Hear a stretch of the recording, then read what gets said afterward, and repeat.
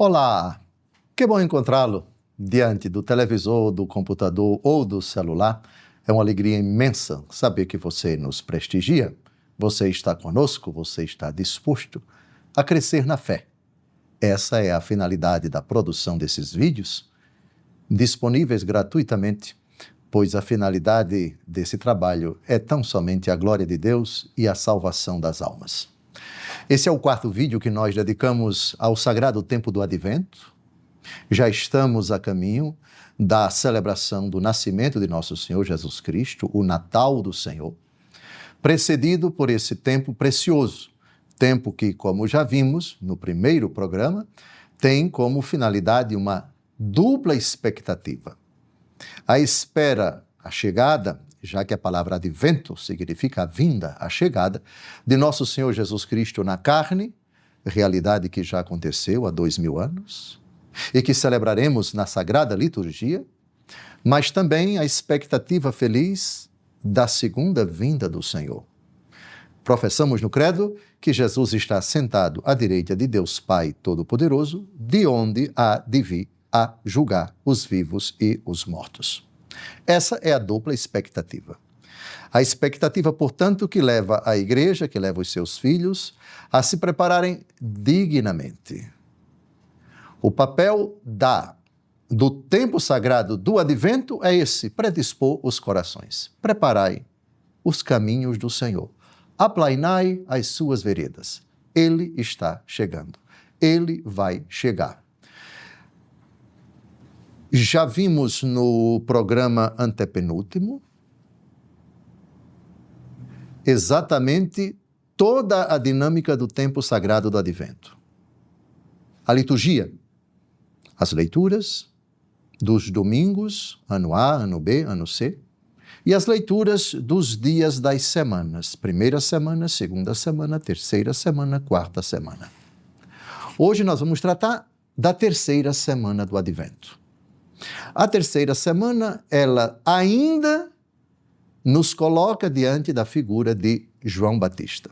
Somente para recordar, o primeiro domingo do Advento, qual é a temática do Evangelho? Ano A.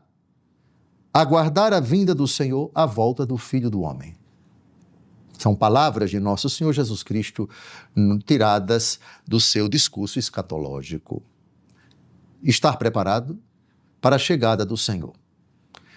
No ano B, vai ser o ano que vem, Marcos capítulo 13, de 33 a 37, estai de prontidão, vigiai. Também palavras de nosso Senhor. Ano C, Lucas capítulo 21, esperar o Senhor em estado de vigília atentamente. São palavras que não vamos abordar agora, porque não estamos no ano B nem no ano C. E a do ano A, Mateus capítulo 24, de 37 a 44, remeto o caro telespectador para o penúltimo programa. Agora nós vamos tratar da terceira semana do Advento. Qual é o evangelho do terceiro domingo do Advento, ano A? Mateus, capítulo 11, versículos de 2 a 11. João Batista vai ser elogiado por nosso Senhor. Lembram daquele grande elogio que ele dirige ao precursor? Dentre todos os nascidos de mulher, ninguém maior do que João, mas o menor no reino dos céus é maior do que ele. Pronto, esse é o evangelho. Claro que tem mais palavras de nosso Senhor. No domingo passado, no segundo domingo, nós vimos o próprio João Batista pregando. Preparai os caminhos do Senhor, eu sou a voz que clama no deserto, identificando-se com aquela figura misteriosa cuja voz prepara os caminhos do Senhor, a profecia de Isaías. Então vejamos até agora, terceiro domingo. Primeiro domingo, palavras de nosso Senhor a respeito da sua segunda vinda. Segundo domingo do Advento, centrado na pessoa de João Batista. Terceiro domingo do Advento, também João Batista. De novo, João Batista. Quarto domingo, aí a coisa muda, porque agora a temática é a pessoa de Nossa Senhora. são os dias que antecedem o nascimento de Jesus. A temática é a encarnação com o nascimento de nosso Senhor Jesus Cristo. Então, antes de lermos, antes de comentarmos o Evangelho do terceiro domingo do Advento, ano A, somente para ficar na memória, aqui está a estrutura dos Evangelhos dominicais do Advento. Palavras de Jesus, primeiro domingo, é ele quem fala sobre sua segunda vinda. Segundo domingo, a figura de João Batista aparece, ele que é o último dos grandes profetas do Antigo Testamento, aquele que foi escolhido por Deus para ser o precursor, o anunciador, aquele que vem preparar os caminhos do Senhor com seu batismo de penitência, o batismo de conversão para a remissão dos pecados.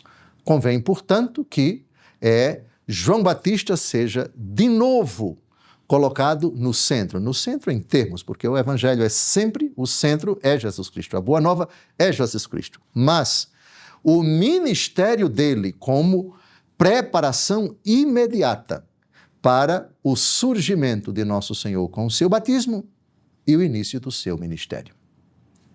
Quarto domingo, Nossa Senhora e tudo aquilo que orbita em torno do nascimento de nosso Senhor. Ficou clara aqui a estrutura? Muito bem.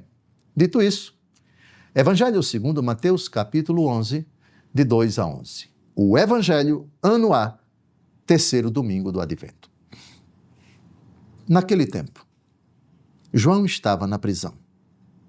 Quando ouviu falar das obras de Cristo, enviou-lhe alguns discípulos para lhe perguntarem: És tu aquele que há de vir? Ou devemos esperar um outro? Jesus respondeu-lhes: Ide contar a João o que estáis ouvindo e vendo. Os cegos recuperam a vista, os paralíticos andam, os leprosos são curados, os surdos ouvem, os mortos ressuscitam e os pobres são evangelizados. Feliz aquele que não se escandaliza por causa de mim. Os discípulos de João partiram e Jesus começou a falar às multidões sobre João. O que fostes ver no deserto? Um caniço agitado pelo vento? O que fostes ver? Um homem vestido com roupas finas? Mas os que vestem roupas finas estão nos palácios dos reis. Então o que fostes ver? Um profeta? Sim, eu vos afirmo, e alguém que é mais do que um profeta. É dele que está escrito: Eis que envio o meu mensageiro à tua frente. Ele vai preparar o teu caminho diante de ti. Em verdade vos digo, de todos os homens que já nasceram, nenhum é maior do que João Batista. No entanto, o menor no reino dos céus é maior do que ele. Contexto: São João Batista está preso. O famoso episódio que acabou redundando na sua morte, ele teve a sua cabeça decepada. O que levou João à prisão foi a pregação intransigente dele, que chegou aos ouvidos de Herodes e de Herodíades. Aliás, ele mesmo disse pessoalmente a Herodes que estava tendo um caso com a esposa do seu irmão Filipe. Não te é lícito ter a esposa do teu irmão. Herodíades, óbvio, passou a odiar João. Herodes, para agradá-la, todavia tinha medo dos judeus, não o matou, nem também o deixou livre. Mandou prendê-lo. João, então, da prisão, manda seus discípulos formularem esta pergunta: És tu aquele que há de vir, ou devemos esperar um outro? E veio a resposta de nosso Senhor: Vocês digam para ele o que vocês estão ouvindo e vendo. Os cegos recuperando a vista, os paralíticos andando, os leprosos sendo curados, os surdos ouvindo, os mortos ressuscitando e os pobres sendo evangelizados. Alguém poderia dizer: mas João Batista manda fazer essa pergunta porque ele não tinha certeza da divindade de Jesus? João Batista não sabia que Jesus era o Messias? Sim ou não? E em caso de resposta afirmativa, isto é, ele sabia, por que ele mandou perguntar? Bem, os padres da igreja se inclinam pela afirmativa. João Batista sabia. Tanto é que a frase, eis o Cordeiro de Deus que tira o pecado do mundo, é dele. João Batista, apontando para Nosso Senhor, se dirigindo à multidão, disse essas palavras, que são tão importantes, que nós repetimos na missa, antes da comunhão, quando o sacerdote eleva o corpo do Senhor e diz, eis o Cordeiro de Deus que tira o pecado do mundo. A frase é do sacerdote, portanto, é a frase pronunciada literalmente por São João Batista, ao que os fiéis respondem, eu não sou digno, Senhor, de que entreis em minha morada, dize uma palavra e o meu servo será salvo, foi o centurião a respeito do seu empregado, do seu escravo, do seu servo, e nós fazemos a adaptação, dizer uma palavra e o teu servo será salvo, e eu serei salvo, enfim. A frase exata, eu não sou digno de que entreis em minha morada, mas dizei uma palavra e serei salvo. Muito bem. Então, João Batista sabia da messianidade de Jesus. João sabia da divindade de Jesus. Importa que ele cresça e eu diminua. Outra frase de São João Batista. Bem, diante dessas evidências de que São João Batista realmente sabia que Jesus era aquele que haveria de vir, o Messias, o Cristo, esperado pelos judeus, por que ele faz essa pergunta? Ele faz essa pergunta, dizem os padres da igreja, não para ele saber, mas para que os seus discípulos saibam. Como que? Eu já sei exatamente quem é nosso Senhor. Eu batizei nosso Senhor. Eu o chamei de Cordeiro de Deus que tira o pecado do mundo. Agora, para que vocês saibam, façam essa pergunta a ele. Muito bem. Agora, nós vamos pular dessa indicação de Jesus, dessa ordem de Jesus, vão dizer para João isso, etc, etc, etc. É o elogio que Jesus dirige a João Batista. Primeiro, João Batista não é um caniço. Olha que imagem bonita. O que fostes ver no deserto? Um caniço agitado pelo vento? Essa comparação é muito sugestiva. Em que sentido? O que é um caniço? O caniço é um pé de... Bem, é o caule de uma planta que se parece... Vou citar aqui uma planta no Brasil muito conhecida chamada bambu. Bambu. O caule dele é um caniço, ele é oco por dentro. E o caniço, quando tem muita ventania, ele faz assim. Ele não cai, mas ele claudica. Ele vai de um canto para o outro. Então, quando Jesus diz, vocês foram ver um caniço agitado pelo vento? Isto é, vocês estão pensando que João Batista é ora sim e ora não? Ele claudica? Ele fica de um lado e depois fica do outro? Não. O que fostes ver? Um homem vestido com roupas finas? Mas os que vestem roupas finas estão nos palácios dos reis. Nós sabemos como João Batista se vestia. Com pele de camelos, sobriamente. Era assim que ele se apresentava. Portanto, roupas rústicas, nada de roupas finas, nada de roupas apropriadas para palácios. O que fostes ver? Ele acrescenta. Um profeta? Sim, eu vos afirmo, e alguém que é mais do que um profeta. Pronto. O próprio Jesus qualifica, título honroso de profeta. Só que Jesus eleva o elogio mais do que um profeta. Em que sentido ele é mais do que um profeta? Reparem que no episódio da transfiguração, nosso Senhor Jesus Cristo vai se transfigurar no monte que a tradição chama de Tabor, entre duas figuras, não do Novo Testamento. João é Novo Testamento. Na verdade, João encerra o Antigo e abre o Novo. Mas, dentre as figuras do Antigo Testamento, Jesus escolheu para se transfigurar no meio delas, Moisés e Elias. Elias é o maior dentre os profetas? Até as palavras de Jesus, sim. Por quê? Jesus é muito claro aqui. De todos os homens que já nasceram, nenhum é maior do que João Batista. Moisés não é maior do que João Batista. Elias não é maior do que João Batista. Era, até então. Mas Elias, com todos os méritos, apesar de ter sido levado para o céu em carro de fogo, como diz a Escritura no Antigo Testamento, não teve o privilégio de batizar o autor do batismo. Não teve o privilégio de contemplar, de dialogar pessoalmente, de apontar para o Cordeiro de Deus que tira o pecado do mundo. Não teve o privilégio de fechar o Antigo Testamento e abrir o Novo Testamento apontando Jesus, dando a conhecer aos judeus a pessoa de nosso Senhor. Pronto. Então, João Batista, acima de Moisés, acima de Abraão, acima de qualquer figura, atenção, dentre todos os que nasceram de mulher.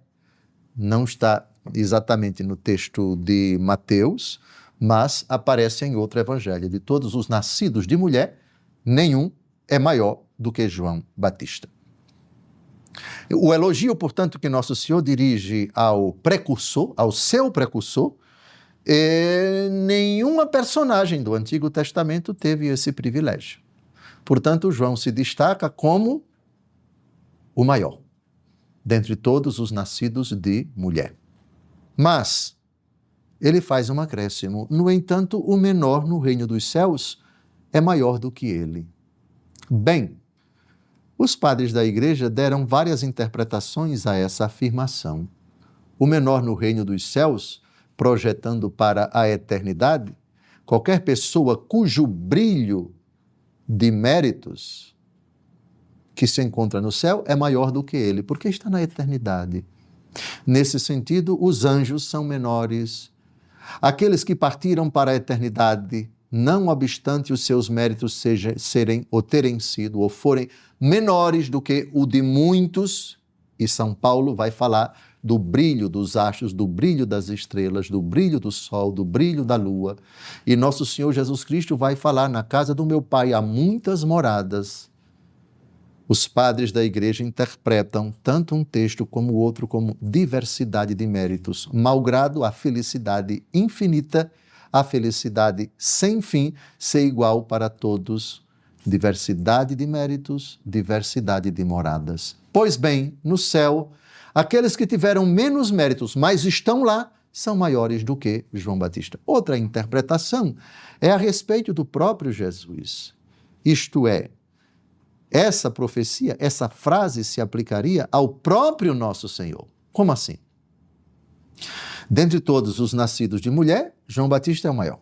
Mas o menor no reino dos céus é maior do que ele. Quem é o menor no reino dos céus? Aquele que mais se rebaixou. Aquele que se tornou servo, sendo Deus.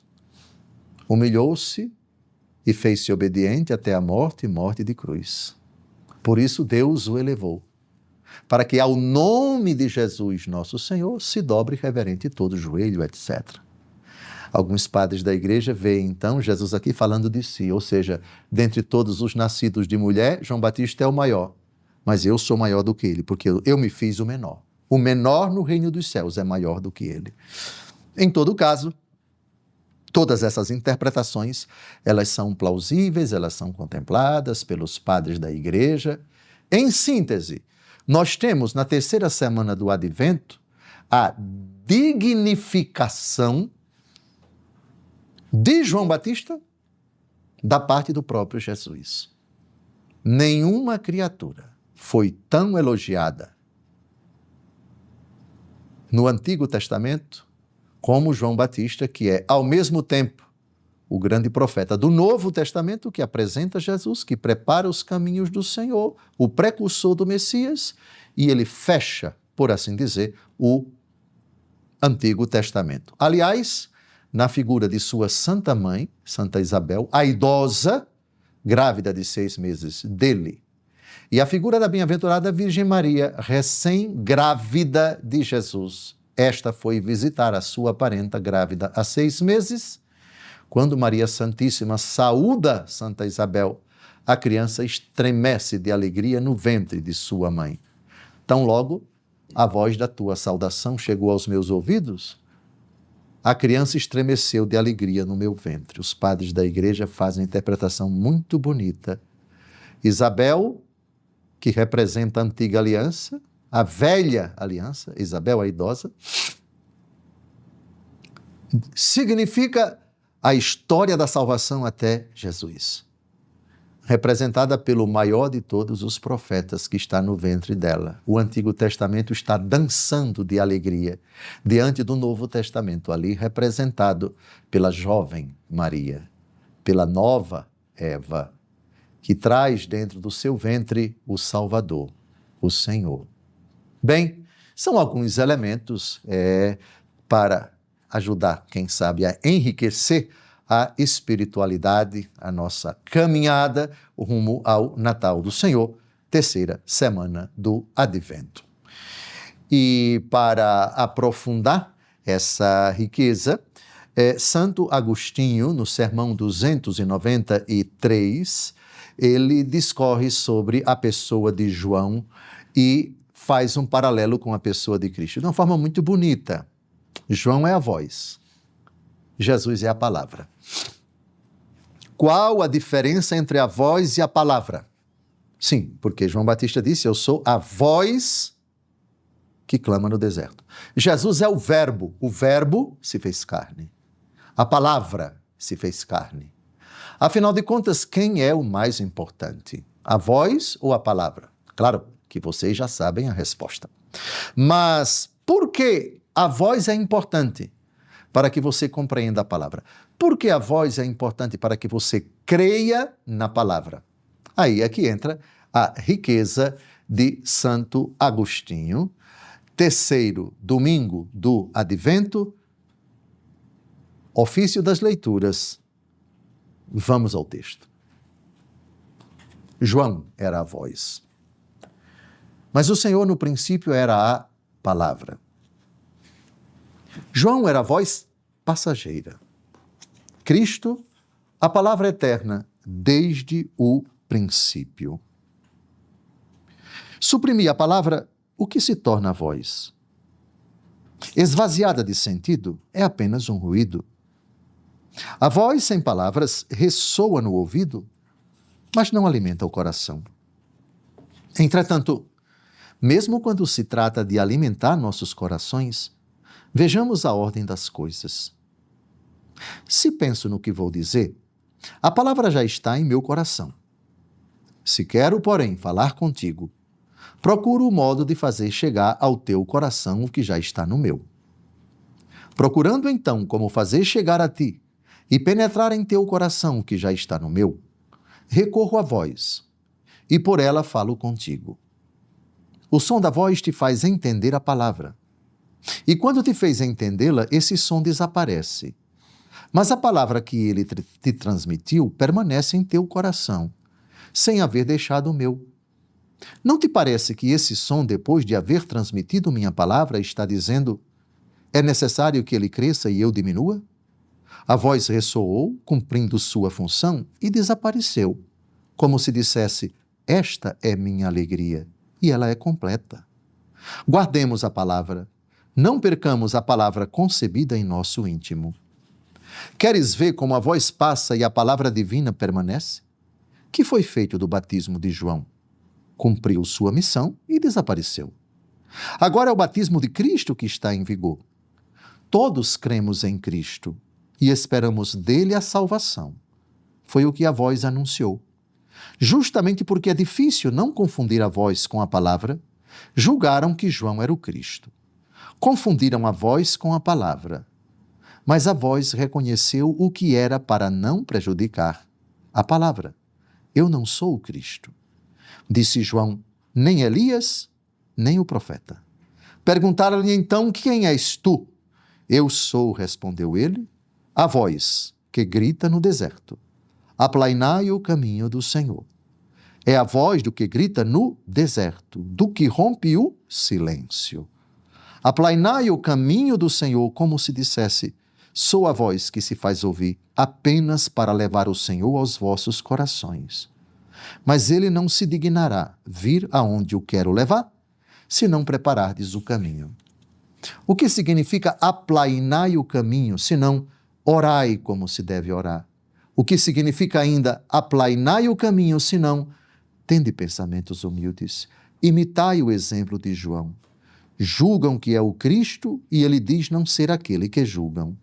Não se aproveita do erro alheio para uma afirmação pessoal. Se tivesse dito eu sou o Cristo, facilmente teriam acreditado nele, pois já era considerado como tal antes que o dissesse. Mas não disse. Pelo contrário, reconheceu o que era, disse o que não era, foi humilde. Viu de onde lhe vinha a salvação, compreendeu que era uma lâmpada e temeu que o vento do orgulho pudesse apagá-la. Pareceu longa? Para mim, não. Esse comentário de Santo Agostinho ilustra bem a importância de João Batista e o limite de sua missão. A descrição dessa realidade, a conjugação da voz com a palavra, me parece que foi impecável para a gente compreender. A palavra está concebida, está dentro do coração. A palavra está no coração de Deus. O Verbo ainda não se encarnou. Esse mistério, para ser dado a conhecer pela primeira vez, precisava que a humanidade, representada pelos judeus, fosse preparada, mas preparada com uma voz.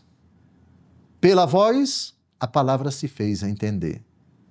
Entre vocês está aquele que vocês não conhecem. Ele é o Cordeiro de Deus. Eu sou amigo dele, ele é o esposo. Eu sou o amigo do esposo e me alegro com a presença do esposo. Pronto, preparem-se, arrependam-se. Ele vai vir com o sangue precioso dele para perdoar os pecados. Quando Jesus aparece e João o batiza, João desaparece. Primeiro é preso, depois ele é executado. Desapareceu para sempre o batismo de João Batista, cujo precedente não existe no Antigo Testamento. João Batista, então, introduz uma novidade pela autoridade que o próprio Deus lhe concede. Multidões vão a ele, inclusive escribas e fariseus, que quando chegam perto dele, já tratamos disso quando comentamos o primeiro domingo do Advento, e já também no programa introdutório, Raça de Víboras, mas ele convida também estes ao arrependimento. A voz silencia. Ela cumpriu a sua missão? Cumpriu. Importa que ele cresça e eu diminua. Está aí. Eis o esperado. A objeção dele em batizar Nosso Senhor foi contradita pelas palavras do próprio Jesus. João disse, eu que devia ser batizado por ti e tu vens a mim, deixa por ora, para que assim se cumpra toda a justiça. João concordou e teve o privilégio dos privilégios de batizar aquele que não tinha necessidade de ser batizado, mas quis ser batizado não por ter pecado, não por necessitar de penitência, mas por duas coisas. Para antecipar a sua morte no Calvário, ele mergulhou. E significar também a sua ressurreição, ele saiu da água. Símbolo da morte, o mergulho. Símbolo da ressurreição, a saída da água. Depois, para nos dar o exemplo, e no diálogo com Nicodemos, no capítulo 3 do Evangelho segundo João, Jesus diz que é necessário nascer de novo e quem não nascer da água e do Espírito não pode entrar no reino dos céus. Assim, mostrando a necessidade do batismo, que vai ser reiterada em outra ocasião, quem crê e for batizado será salvo. Quem não crê será condenado. Marcos 16, versículo 16. Está terminando mais um programa preparado com esmero para a nossa preparação, oxalá seja digna para o Natal do Senhor. Hoje, terceiro domingo do Advento, próximo encontro, próximo vídeo, quarto domingo do Advento. Deus abençoe sua vida. Desejo a você e aos seus uma feliz, e abençoada semana.